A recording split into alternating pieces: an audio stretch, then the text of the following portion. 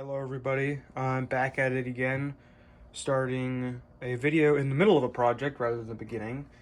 What I've got here today is a Sharp TriMate 1000, which is this TV, radio, cassette player, boombox amalgamation from 1980.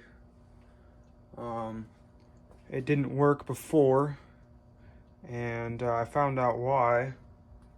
Here's the board. This capacitor here pretty much just vented all over the place. I assume it was shorted and was putting a load on the circuit, so the picture wouldn't come up. There was a little bit of sound. Well, there was a little bit of sound when I plugged in the new speaker. The speaker in there is actually open, so I'm gonna have to get a new speaker for it. But yeah, the cassette player worked at one point, but the belt's gone bad, so I need to replace that. So there's a few things that need to be done, but the radio works. The TV basically started to work after the capacitor shat itself, and the only problem is that it's brighter on this side than on this side. I think that's just because the capacitor probably controls the I guess that would be the horizontal. I don't know, I'm not an expert on TVs, but yeah. And then the radio came to life pretty much after that. It was just a big puff of smoke. I was scrambling to turn everything off, but luckily nothing caught fire, so yeah. That shorted capacitor would also explain why this fuse was blown. I'd imagine it was drawing more amps. And so yeah, it blew the fuse. These are 2.5 amp fuses. I can only find 3 amp fuses, so hopefully this will work. And in the meantime, while I'm waiting for this capacitor the replacement capacitor to come in, I might as well fix a cassette player in this thing. So let's get on. All right, I got it face down now. Got to remove a few screws to get this board and cassette mechanism out, and while I'm at it, I'll replace that speaker too. I got the board out. I'm gonna replace that speaker real quick, and then I'm gonna replace the belts on that cassette player. I got it open, pulled the flywheel off, and I'm cleaning off all the old belts. The cassette player has new belts on it now. However, the little idler wheel there has cracked and fallen off, so I'm gonna have to get a grommet or something to replace that. All right, one new capacitor and a bunch of bad solder joints later.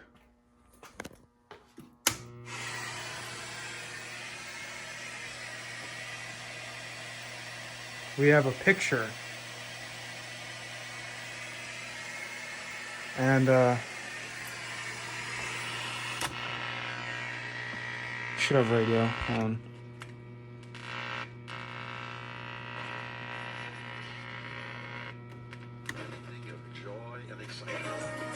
There you go, got radio. So yeah, I don't know, there was just a bunch of bad solder joints I had to keep going through. I would flick the board and the picture would come on and off. Then the barrel jack socket had come out where it was soldered in. So yeah, now it's finally working. I've somewhat repaired, or I believe I've fully repaired the cassette player, wherever that is. It's over here in this bin still. So we can plug this in and see if it plays a tape as well. The cassette player works, but I'm having trouble finding the speed adjustment for it because it's running a bit slow. So I've tried to adjust some of the potentiometers on the board, but that one down there is for the bias, and I don't know what that one does, but it doesn't really affect anything with the cassette player. So I'm trying to figure out where the adjustment is. I couldn't find the adjustment for the motor, and I don't think there was one, so I just replaced it with another one I had that has a pot on the back. I was able to get it to the right speed, and now I'm just putting this back in. Alrighty, so this is about as fixed as I was able to get it. TV works now. The radio already pretty much worked. Put a new speaker in it. It needs a different speaker. The one in there right now, 2 high ohms and 2 high watts, so if you turn it up, it doesn't get very loud, and it starts to just sound all funky because it's the wrong speaker. But the original one in there was blown out, or open, I guess, so that's better than nothing, I guess. Cassette player works now. I figured out the problem with the fast forward, and the power supply does not work right now, the AC power supply, because it needs a new resistor. So that's what legally acquired car batteries are for. So we've got that fixed, or at least temporary fixed for now. So anyway, without further ado, here we go. We got the radio.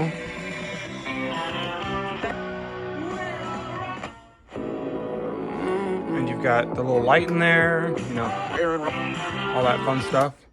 You got the television. I mean, the quality isn't very good because this is what I have it hooked up to the DTV box with.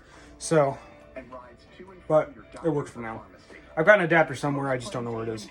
So for just testing purposes, it works fine. But here we go. We'll do a little test of the cassette player.